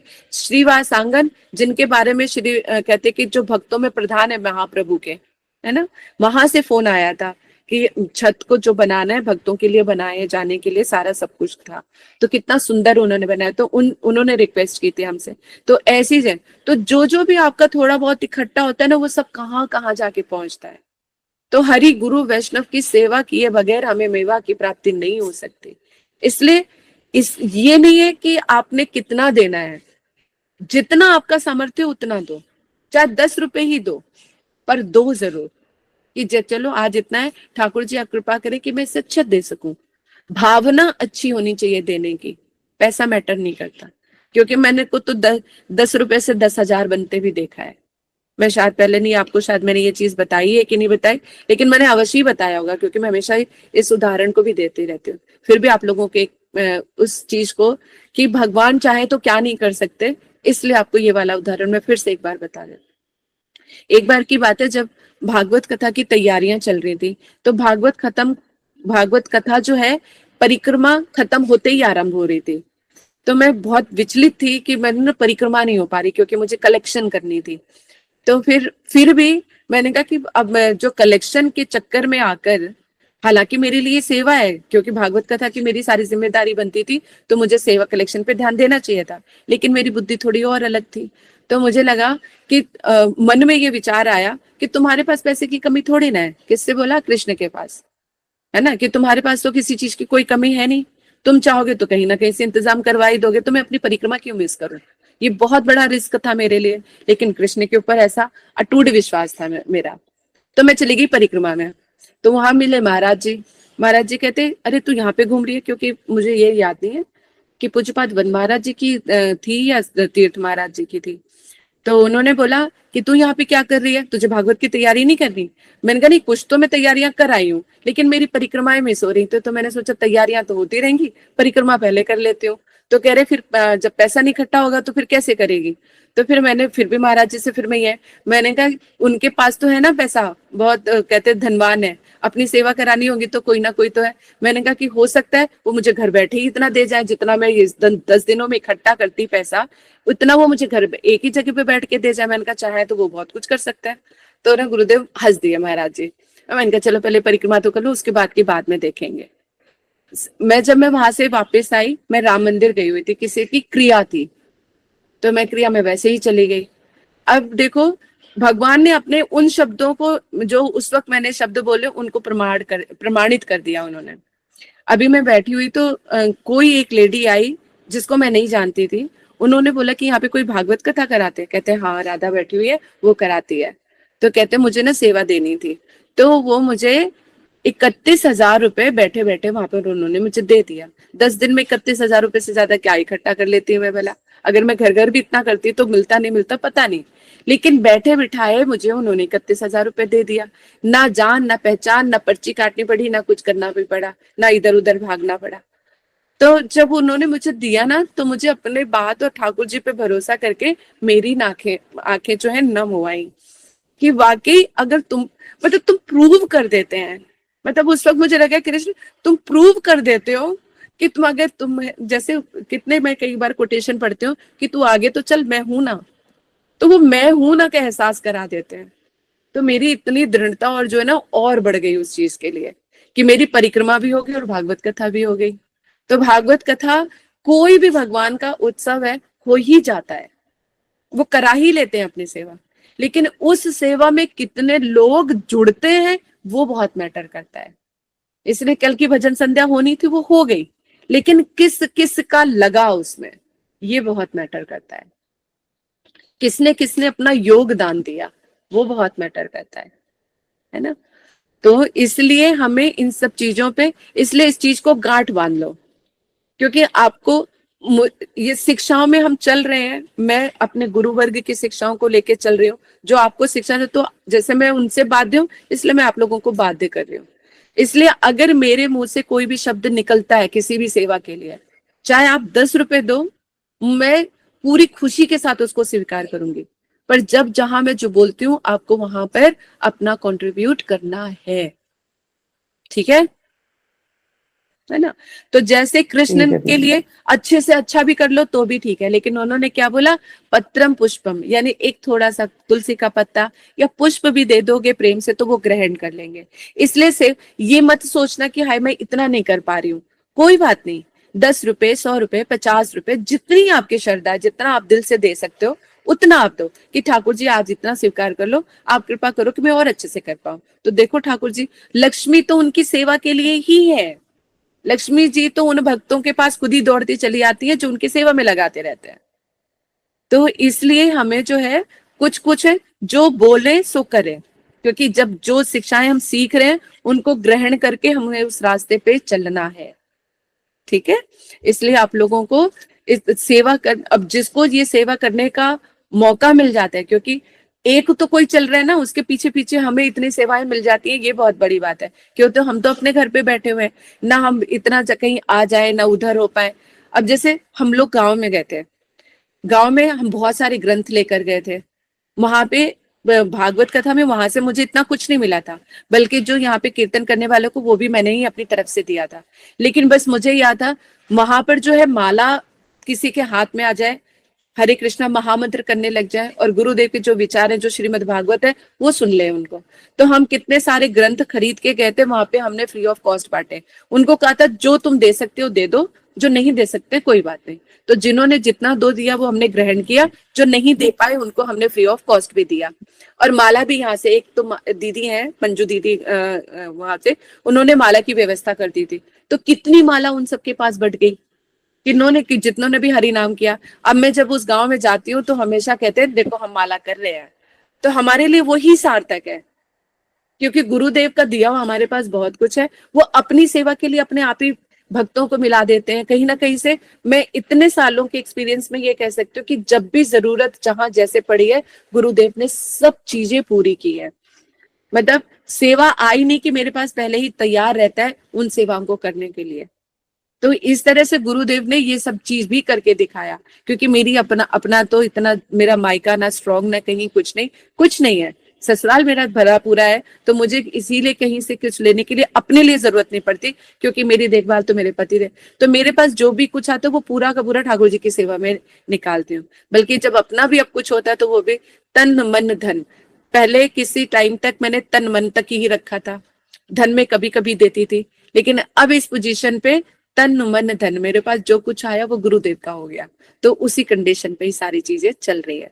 तो मैं भी प्रयास कर रही हूँ, जो शास्त्रों के वचन है, हरि गुरु वैष्णव की सेवा के जो सिद्धांत है, वो हृदय में धारण करके उस पे चलने का प्रयास कर रही हूँ, और आप लोगों को उस पे चलने के लिए प्रोत्साहित कर रही हूँ। बस इतना ही मेरा काम है। ठीक है, तो आज की कथा को तो चलो हम यहीं पे रहते, ये वाला मैंने पूरा कंप्लीट किया। चलो नहीं, 3-4 लाइनें और है, इसको भी कंप्लीट करके खत्म करते हैं। तो कह रहे, तो उसके साथ, हाँ, क्या बताया, यदि कोई हरि सेवा विमुख होकर अपने को आचार्य होने का अभिमान करता है, तो इसके उस दुराचार को कोई भी सदाचार के रूप में ग्रहण नहीं करता। जो भगवान की सेवा नहीं करता और सोचते कि भगवान की सेवा नहीं करो, बस मैं ही तुम्हारे लिए हूँ, तो मुझे ही कर लो, तुम्हारा सब कुछ हो गया। अगर कोई इस तरह का गुरु करता है तो वो गुरु धारण करने योग्य नहीं है। और आचार्य जो है, अनन्य भक्ति का भजन उनका ही भगवत प्रकाश होने का परिचय। वो भगवान का प्रकाश है या नहीं कैसे पता चलेगा? अनन्य भक्ति से। देवी देवताओं की अनन्य भक्ति करने से भगवान की प्राप्ति होगी, और भगवान की अनन्य भक्ति प्राप्त करने से भगवान स्वयं प्राप्त हो जाएंगे। क्लियर?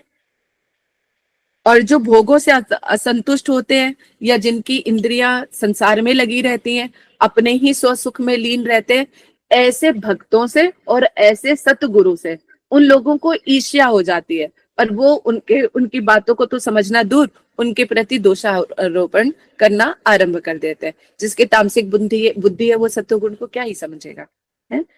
तो क्या है, आचार्य देव सेव्य भगवान के अभिन्न अंग है। तो जो हमारे गुरु वर्ग होते हैं वो क्या है, भगवान के अभिन्न अंग है, क्योंकि वो उनकी सेवा से नियुक्त है। वो भगवान का एक अंग स्वरूप है, क्योंकि वो सदैव उनके बारे में सोचते रहते हैं। क्योंकि श्रीमद् भागवत में भगवान ने कहा उद्धव जी से कि मेरे जो भक्त होते हैं वो मेरे अलावा किसी को कुछ नहीं पहचानते। तो भगवान कहते मैं भी अपने भक्तों के अलावा किसी को नहीं पहचानता। तो भक्त और भगवान यहाँ पे एक हो गए कि दोनों एक दूसरे के अलावा किसी को पहचानते ही नहीं है। एक, और इसका मतलब, लेकिन उसमें भक्ता ये सब चीजें शामिल होती हैं। मतलब कृष्ण से अतिरिक्त कोई और चीज इधर उधर की है उसको वो बिल्कुल नहीं जानते हैं। ठीक है, इसलिए उनके प्रति विद्वेष भाव का पोषण करने वाले जीव भगवान और उनके परिकरों की कृपा से वंचित होकर दुर्गति को प्राप्त होते हैं। जो कहते कि जो द्वेष करते हैं भगवान से या भगवान के भक्तों से, तो जो जिनकी प्रीति ऐसे नहीं है, तो उनका मनुष्य जन्म लेकर भी उनका दुर्भाग्य ही होता है, हा? और इस तरह से वो दुर्गति को प्राप्त होते हैं। तो आज की क्लास को हम यहीं पे विराम देते हैं। इसके आगे का जो है हम सोमवार को श्रवण करेंगे। ठीक है, तो हरि गुरु वैष्णव हम पर कृपा करें, जो भी हमने सिद्धांत पढ़े हैं उनका हम आचरण करें, और जो भी शिक्षाएं हैं उनको ग्रहण करके हम आगे बढ़े, और हरि गुरु वैष्णव के प्रति ऐसी ही निष्ठा जो जो शास्त्र बताए, जो गुरु वर्ग के अंदर हमने ये सब देखी है, वो सब हमारे हृदय में भी स्फुरित हो, ताकि ये हमारा जीवन सफल हो, हम अपने लक्ष्य को प्राप्त कर सके। तो इन्हीं प्रार्थनाओं के साथ आज की कथा को यहीं पे विराम देते हैं। वांछा कल्पतरुश्च कृपा सिंधु एव च पतितानां पावनेभ्यो वैष्णवेभ्यो नमो नमः। चलो ललिता आप बोलो। हरे कृष्ण दीदी, दंडवत प्रणाम। धन्यवाद प्रणाम। दीदी बस यही दिल से बार बार निकल रहा है कि आपका कैसे हम लोग धन्यवाद कर पाएंगे, कैसे आपका ऋण उतार पाएंगे। दीदी आप एज इट इज, अब जो जो कुछ आपको मिला होता है आप पूरा का पूरा हमें ऐसे उड़ेल देते हैं, मतलब कुछ भी नहीं रखते। जैसे अभी हमारी ऐसी बुद्धि है कि अपना ही कर ले, चलो नहीं हो पा रहा, लेकिन आपसे ना सेवा भाव ये सीखने का मन करता है। दीदी कैसे आपके गुण हम में भी कुछ आ जाएंगे, दीदी कृपा करिएगा आप। नहीं बहुत नहीं, अच्छा लगा जी। मैं आपको परिक्रमाओं में भी देखती हूँ और इधर उधर सब जगह क्लासेस में आप देखिए, जो जो जो आपने सुना होता है आप ऐसे के ऐसे सारा का सारा परोस देती हैं, बिल्कुल नहीं स्वार्थ भाव इसका से। भी एक रीजन है, आप लोगों की सिंसियरिटी मुझे ये सब चीजें करने पे मजबूर कर देती है, क्योंकि आप लोग इस ग्रुप में इतने लोग, जो मतलब कम से कम 30 के करीब, तो इतने सिंसियर है, मतलब इतने सिंसियरिटी के साथ आप लोग सुनते हो, श्रवण करते हो और उस पर चलने का प्रयास करते हो। तो मतलब मैं भी मजबूर, जैसे हरि गुरु वैष्णव कहते हैं ना, हम लोग कभी ऐसा हम करें कि जिससे भगवान खुद रीझ जाए। तो आप लोगों ने ही मेरे मन को जीता हुआ है कि आप लोगों से मैं अपने मन की कोई बात छिपा ही नहीं पाती, उड़ेल देते हो। तो ये आप और दीदी लोगों का हम ही लोग ना है। आपसे सीख रहे हैं दीदी। प्रभु जी लोगों से और इतने अपने गुरु वर्ग से, जेंट्स लोगों से वो बात करा भी नहीं जाता था। लेकिन जब आप देख रहे हैं ना आपकी श्रद्धा, मैं तो हर जगह आपको परिक्रमा में भी नोटिस करती रहती हूँ। मैं बहुत अंदर से, मेरे इतना मैं थैंक्स करती हूँ आपका भी और सबका, कि आप लोग हमें कितना कुछ दे रहे हो दीदी। बदले में हम लोग क्या करते हैं, अभी भी हम लोग की ये बुद्धि होगी कि पता नहीं क्यों मांग रहे हैं। कितना हमारा मतलब दुर्भाग्य है ये। और जो आप हमारे, जो भी हम कुछ आपको देते हैं ना, आप लोग जो गुरुवर्ग सब कुछ जहाँ पे लगाते हैं, हम तो सही जगह पे नहीं डाल सकते। हम एक गरीब को, शराबी को भी दे देते हैं, किसी को बिल्कुल भी दे बिल्कुल देते हैं। जो हमारा धन आप लोगों के थ्रू जो जाता है ना सही जगह पर, वही हमारी असली कमाई है दीदी, चाहे वो 100-200 रुपए हो। बिल्कुल बिल्कुल। और ऐसे डंके की यही चोट पे चीज आप है। लोग बोल ही रहे हो दीदी, फिर भी ऐसा हम लोग सोच सकते हैं कि पता नहीं ये तो पैसे मांग रहे हैं। ये नहीं पता है कि कहाँ कहाँ आप लोग कह कह के हमारे धन को लगवा रहे हैं। आपका तो कोई स्वार्थ बिल्कुल, नहीं है, मुझे अच्छे से पता है दीदी। बस यही चीजें हैं, क्योंकि इन सब चीजों से होकर गुजरे हैं ना, ये तो सब पता चलता है कि क्या है। हमारे गुण, हमारे जो तामसिक के गुण हैं, हमें कुछ अच्छा सोचने भी नहीं देते हैं। इसलिए क्योंकि अब जब, क्योंकि जैसे हमारे सारे सन्यासी भी वैरागी हैं, अब जिस रास्ते पे चल रहे हैं तो हम लोग भी, तो जो कि प्रयास रहता है कि जहां पर ये चीजें सेवाएं चले। राग लेखा दीदी है, कितनी सेवा करती हैं, कहीं कहीं से थोड़ा थोड़ा इकट्ठा करती रहती हैं, यहाँ से मिलेगा वहां से मिलेगा। वो ठाकुर जी के वस्त्रों की सेवा दूर दूर तक ऐसे ऐसे जगह पे पहुंचाती हैं, जहाँ पे ठाकुर जी मतलब सिंपल से कपड़े पहनकर बैठे होते हैं या कैसे बैठे होते हैं। तो हम लोग भी, जो मैंने अपने गुरु वर्गों से ही सीखी है ये सारी सेवाएं। और जैसे मैंने तीर्थ महाराज जी का जो उदाहरण दिया, उनका देख तो मैं उनको तो देखते ही रो पड़ती थी कि महाराज जी कैसे कर लेते हो आप ये, आप अपनी ये दीनता हमारे अंदर भी कर दो।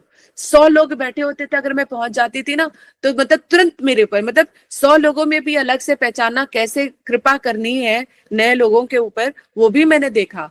मतलब 100 लोग भी बैठे होते थे ना, दूर से मेरे ऊपर नजर चली जाती थी, इशारा करते थे इधर आजा। मतलब उनका इतना बुलाना ही मेरे हृदय को इतना प्रफुल्लित कर देता था। और हमेशा उनकी आदत होती थी मुक्के वो करके ना, जिनसे भी प्रेम से करते थे, प्रणाम करते तो पीठ पे एक मुक्का मारते थे इतना। मतलब हम उनको इतना मिस करते हैं अब, उनके कमरे के बाहर, मतलब इस बार जब गए ना उनके कमरे के बाहर, उनका इतना बड़ा चित्रपट था, बिल्कुल आई कांटेक्ट के साथ। तो मैं 2 मिनट तो खड़े होकर उनको देखती ही रह गई कि मतलब अब उनसे मिलना कितना मुश्किल है। वो कृपा करे तो आए, हम तो नहीं जा सकते हम। इसलिए वैष्णव बड़े अनमोल है, जब तक हमारे सामने प्रकट है, उनसे जितना सीख सकते हो, जितना समझ सकते हो, जितनी सेवा कर सकते हो, वपु सेवा भी तो हमें करनी चाहिए। कब कौन वैष्णव चला जाएगा, अंतर्धान लीला में चला जाएगा, हमारा सर्वस्व चला जाएगा, कौन सुनाएगा?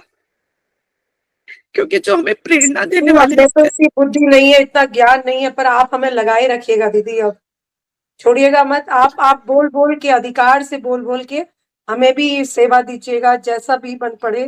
फिजिकली भी करेंगे, वैसे भी इसीलिए करेंगे। इसीलिए मैंने अधिकार ही करके बोला कि अब तुम लोगों को मेरी बात माननी ही है, चाहे कितना कैसे भी हो, बस लेकिन करो। एक से भी जुड़ गए ना, इसी तरह से मैंने अपने आप को भी जोड़ा है कि मैं पहले जो सेवा कर रही थी, ये एग्जाम्पल्स में मेरे मन में विचार आता था कि जैसे मैं भागवत कथा करती हूँ ना, तो मेरे पास जो भी कुछ आता है, तो जो भी चढ़ावा आता है एज इट इज, मैंने सोचा मतलब मैं मठ में दे देती हूँ। तो वो पैसे मैं अपने पास नहीं रखती थी, नहीं रखती हूँ, स्टिल अभी भी नहीं रखती जो चढ़ावा होता है। तो मैंने सोचा था, कभी जगह कहते कि यहाँ पर दे दूंगी, कभी फरीदाबाद वाले मठ में, कभी कहाँ पर, हर एक मठ में मैं एक एक बार सबको दे दिया करूंगी। फिर उसमें आने लगा, अभी इधर दिया उधर दिया, तो मन थोड़ा सा खिन्न हो रहा था, समझ में नहीं आ रहा था कि क्या करें। फिर इस चीज की खिन्नता को देख के गुरुदेव ने, पता नहीं किसी कथा में या किसी और, मैंने किसी वैष्णव के मुख से सुना कि एक तरफ लग कर जो है, एक तरफ लग के सेवा करो, ताकि ये पता रहे कि तुमने कुछ किया है। दीदी कि मन क्यों क्षीण हो रहा था, मतलब ऐसा क्यों हो रहा था? आप तो सेवा ही कर रहे पहले थे। इस चीज को समझते हैं कि जो एक तरफ लगने की बात आई, हाँ, कि अब जैसे मान लो, फिर अब मैंने पढ़ा क्योंकि जो हमारा ये मठ है, रमण बिहारी गौड़िया मठ, गुरुदेव की स्थली है, यहीं से मेरा जो है कल्याण हुआ, यहाँ पे गुरुदेव का जो है सब कुछ है। बड़े दिल से उन्होंने इस चीज को तैयार किया था। तो अब मेरे मन में कि कम से कम मैं सब जगह मठ में करने से मैं बट गई, अलग से सेवा कर दूं वो अलग है, लेकिन एक सेवा की जैसे जनकपुरी मठ में मैं सेवा कर रही हूँ, तो वहां पे जो है अब मेरे मन में रह गया कि जनकपुरी मठ की जितनी भी मैं जो सेवा करती हूँ, एक मठ की तो कर रही हूँ, मतलब 10 मठ की तो मैं रिस्पॉन्सिबिलिटी शायद ना उठा पाऊं, लेकिन एक मठ की तो उठा सकती हूँ। तो इसलिए एक रिस्पॉन्सिबल बन के, एक रिस्पॉन्सिबिलिटी के साथ उस मठ की सेवा करने के लिए मेरे हृदय में भावना आई कि चलो जो कुछ भी है भागवत का जो मेरा भी जो भी चढ़ावा है वो मैं जनकपुरी मठ में दूंगी। वो जनकपुरी में मठ में जाने से कार्तिक में भी चला गया, नवदीप में भी चला गया, वैसे भी चला गया, मतलब वहां पे तो उस तरह से दिया। बाकी जैसे फरीदाबाद मठ है या कहीं हो रहा है, तो जो कुछ भी है वहां पर भी थोड़ा थोड़ा, जिसमें भी जब कहाँ कोई चीज होती है या तिथिवार होता है तो वहां पर भी दे देते हैं, वहां पर भी। लेकिन एक चीज जो है भागवत से, जो क्योंकि गुरुदेव ने ही भागवत करना सिखाया, जो भी बोलना तोतली भाषा में ही सिखाया, लेकिन कम से कम मैं भागवत आचार्य नहीं हूँ ना, मैं भागवत कथा मुझे करनी आती है, लेकिन हाँ बस इतना जरूर है कि जो गुरुदेव ने दिया है वो देने का प्रयास है, कि भगवान का नाम, कि बस मैं ये नहीं सोचती कि जो सुनने वाले हैं वो आचार्य बन जाएंगे या बहुत बड़ा मुझे गुरु की उपाधि देंगे कि क्या है, बस इतना लगता है मैं उनके साथ भी इतनी फैमिलियर रहती हूँ ताकि बस उनको ये लगे कि हाँ कोई भगवान का नाम दे रहा है। आचार्य या गुरु या इन सब चीजें बनने का कहीं बने, उस गद्दी की महिमा सिर्फ इतनी है कि मैं वहां पे बैठ के गुरुदेव के जो वचन है वो बोल रही हूँ, बस मैं उस गद्दी को प्रणाम है, मैं उस गद्दी के लायक नहीं ना मैं समझती हूँ और ना मैं अपने दिमाग में ये चीज रखना चाहती हूँ। इसलिए गुरु वर्ग भी जब है मैं हमेशा नीचे ही बैठ के प्रेफर करती हूँ कि नीचे ही बैठ के सुनूं, ताकि वहां का भी नहीं, वो मेरी सेवा के लिए है, वो वहां की सेवा की और वहां से उतर गए और उससे उसके बाद कोई मतलब नहीं है।